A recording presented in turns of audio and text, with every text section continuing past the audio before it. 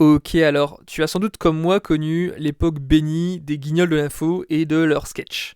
Parmi eux, on retrouve ceux où George W. Bush passe pour un réel abruti. Ce que j'ai découvert, c'est que finalement, les guignols n'étaient pas si loin de la réalité. On va voir pourquoi avec ce nouvel épisode de Smart Learn. Smart Learn, si tu n'es pas abonné, sache que c'est tous les jours, 7 jours sur 7, mes meilleures infos, scoops, cas pratiques, tout pour s'améliorer en communication. Et puis, dans cette mini-série, on part à la découverte, comme d'habitude, des plus grands communicants de l'histoire, ceux qui ont œuvré pour le bien ou pour le mal, et en tout cas qui ont fait émerger des concepts dans la communication d'entreprise ou en politique que l'on utilise encore. Voilà pour ça, on va donc parler aujourd'hui de Karl Rove, alias le cerveau de l'ombre du président Bush, et ce qu'on va voir est assez impressionnant. Notre histoire, elle commence avec ce fameux Boy Genius, quand même à l'appeler son président fétiche, Karl Rove qui débute sa carrière en politique en tant que militant qui ne va pas hésiter à aller participer au meeting des candidats adverses, à aller dérober des invitations, à aller dérober du matériel.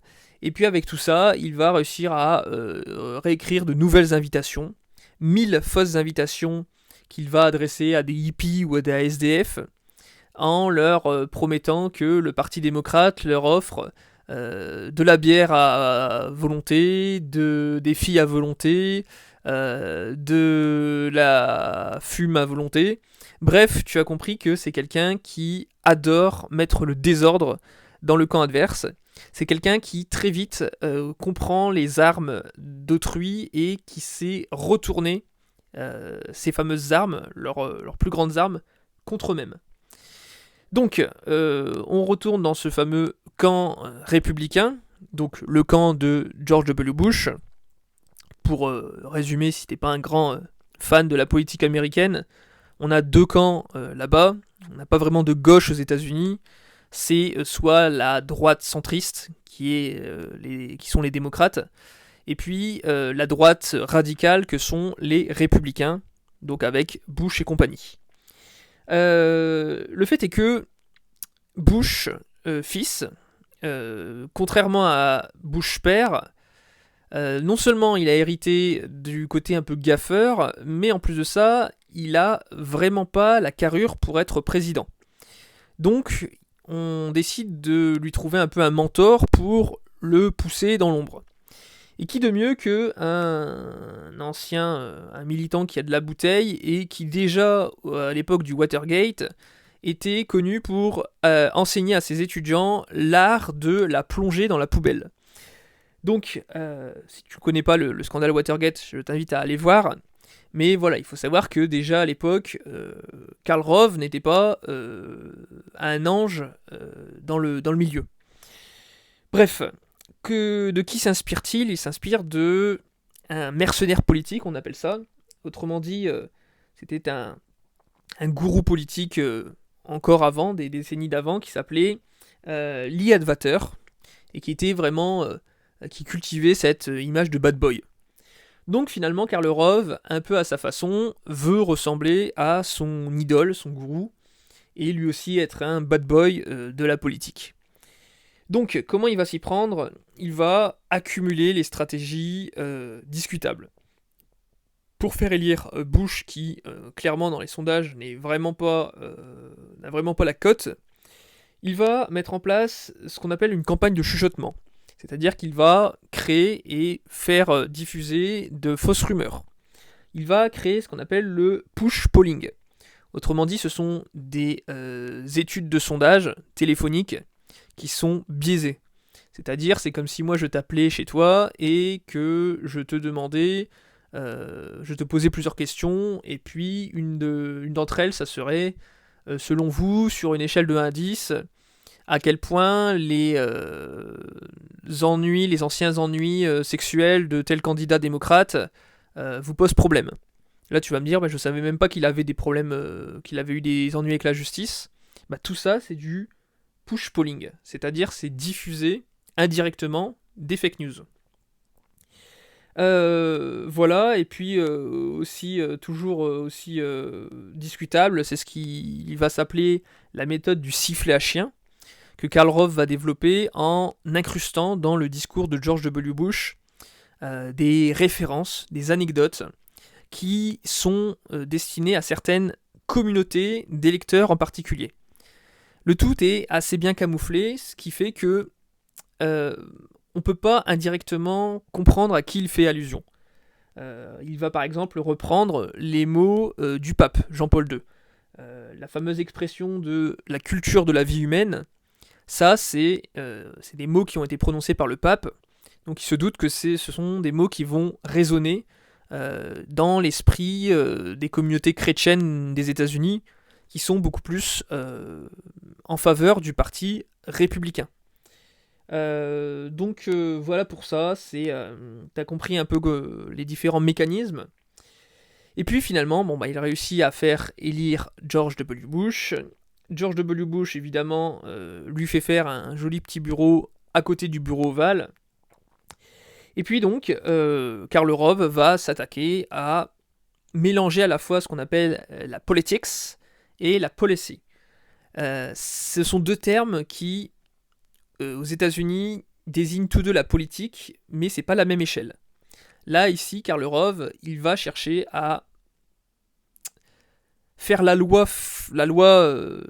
globale, si tu veux, toujours au profit du parti républicain. C'est-à-dire qu'il va, par exemple, créer les premiers redécoupages territoriaux, où il va s'arranger pour que les États, les cantons soient faits pour que les élus, les candidats républicains aient davantage de chances d'être élus lors des prochaines élections. Donc c'est aussi celui qui va mettre en place des lois pour favoriser les donateurs du parti républicain.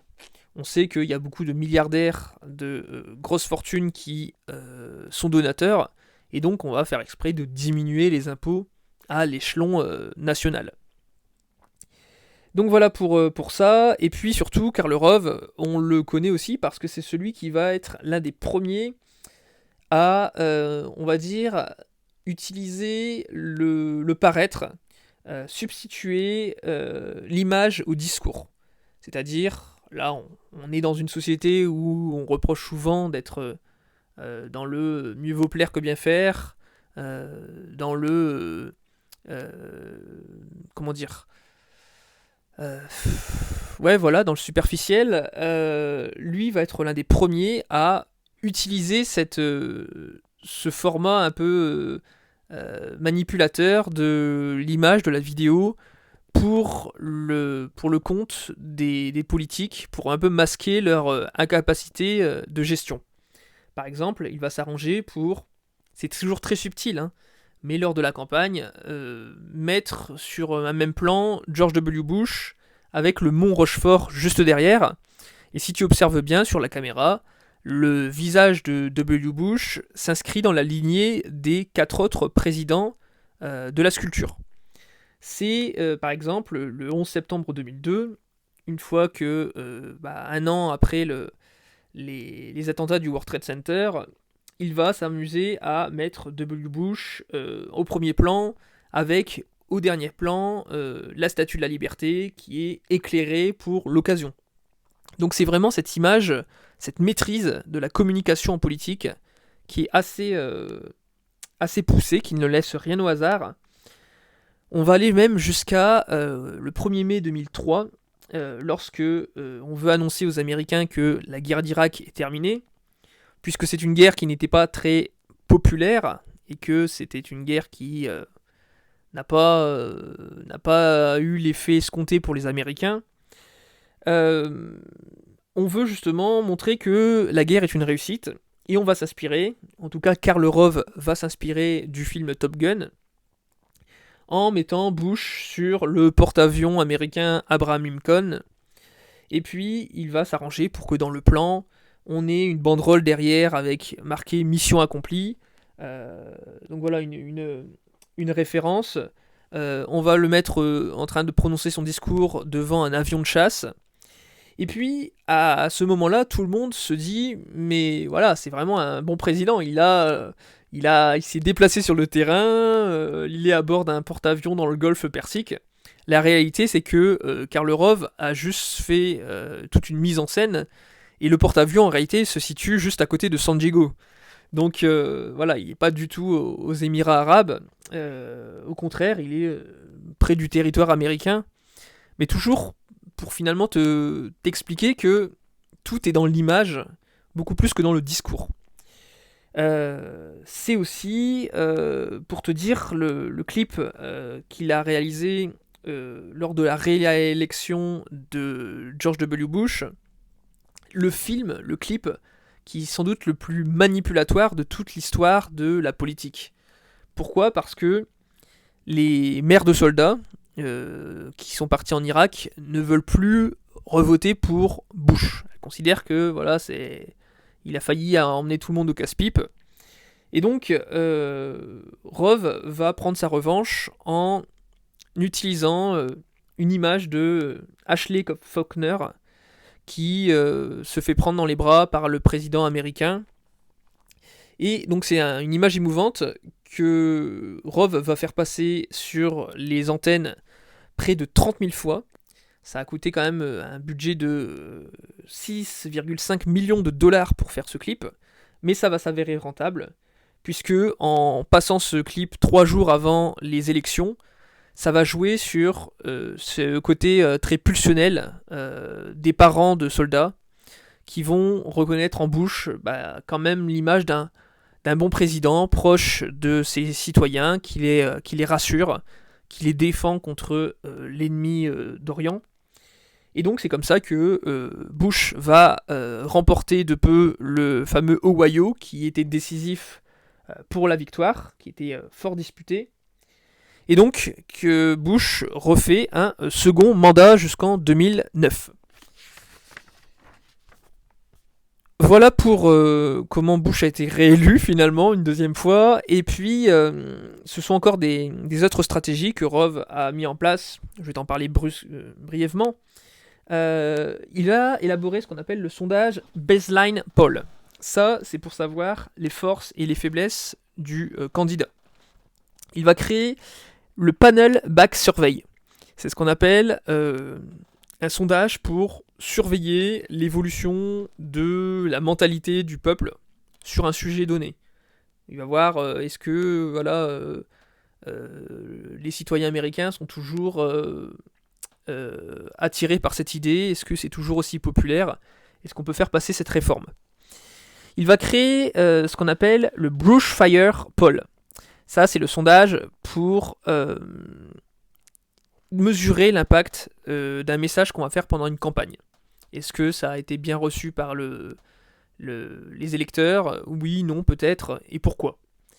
Et puis il va créer aussi ce qu'on appelle le tracking poll, c'est les premiers indicateurs de popularité des présidents pour savoir si, est-ce qu'on continue la politique menée ou est-ce qu'on va droit dans le mur et qu'on change notre fusil d'épaule. Donc voilà, autant de sondages qui sont plus ou moins discutables. Hein. Tu sais que des statistiques, ça reste des statistiques. Et voilà, ce que te diffuse en ce moment BFM, c'est ni plus ni moins que ces fameux sondages en plus ou moins élaborés, disons. Voilà pour ça, comment ça va se terminer notre histoire. Alors, Karl Rove est toujours vivant, hein, il est toujours engagé dans la politique chez les Républicains. Il va s'illustrer dans un peu sa bataille du je t'aime moi non plus avec Donald Trump, qui est dans le même camp. Et puis, tout en étant un de ses soutiens de la première heure, il va aussi être de ceux un des premiers à critiquer sa politique. Toujours est-il que il va devoir quitter l'administration Bush en 2005, puisque la gestion de la catastrophe naturelle de l'ouragan Katrina est désastreuse pour le président, alors qu'on va avoir des mouvements de solidarité qui vont s'organiser sur place. Bush va faire l'erreur de directement faire venir les soldats encore sur le territoire, et ça va être assez controversé cet épisode, si bien que Karl Rove est impliqué, responsable. Et puis il va créer ce qu'on appelle la stratégie de Scheherazade. C'est un conte des mille et une nuits où l'héroïne, pour survivre et éviter de mourir, d'être exécutée, va tous les soirs raconter à son sultan une nouvelle histoire pour garder le suspense. Et en fait, l'histoire, c'est une série qui ne se finit jamais. Comme ça lui permet d'avoir la vie sauve. Bon, là, dans l'état actuel des choses, ça ne va pas marcher si bien, puisque Rove va quand même se faire virer. Mais tu vois bien à quel point, encore aujourd'hui, il a eu un impact sur la politique américaine et sur tous les concepts de la communication politique d'aujourd'hui, comment on peut faire parler les images et leur donner une nouvelle dimension psychologique. Voilà, j'espère que ça t'a plu. Je te retrouve très bientôt dans le prochain épisode des plus grands communicants de l'histoire sur ta chaîne Smart Learn. Et puis je te retrouve tout de suite dans mon canal privé Telegram. Allez, ciao ciao et à très bientôt.